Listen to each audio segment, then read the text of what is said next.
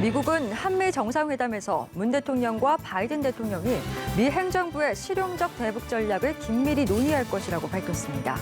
대북 정책에 있어 최대한 유연성을 부여하는 것이 목표라고도 했는데요. 워싱턴에서 이경희 특파원이 보도합니다. 미 정부 고위 당국자는 한미 정상회담이 조 바이든 정부 들어 두 번째로 성사되는 정상 간 만남이라는 데 의미를 부여했습니다. 그만큼 한미 관계가 중요하다는 것을 보여준다면서 동맹을 더욱 강화하고 협력을 확대하는 데 초점이 맞춰질 것이라고 설명했습니다. 바이든 대통령이 94살 한국전쟁 영웅에게 명예훈장을 수여하는 자리에 문재인 대통령이 참석한다는 사실을 언급하며 훈장 수여식에 외국 지도자가 참석하는 건 처음이라고 의미를 부여했습니다.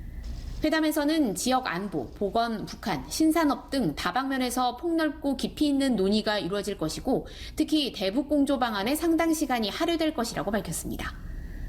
바이든 정부가 일괄 타결도 전략적 인내도 아닌 제3의 길을 예고한 가운데 한반도 비핵화 달성을 위해 최대한의 유연성을 부여하는 것이 목표라고 생각한다면서 이를 위한 구체적인 전략이 논의될 것으로 전망했습니다.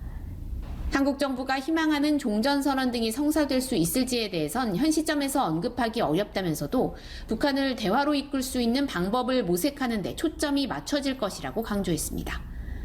또 바이든 정부가 대중 견제를 위해 집중하고 있는 신산업 분야 협력에 대한 기대감도 표출했습니다.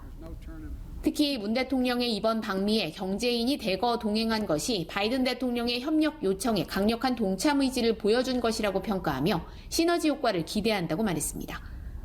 미국 정부는 상무장관 주최로 한미 경제인이 함께하는 라운드 테이블 행사도 준비하고 있습니다.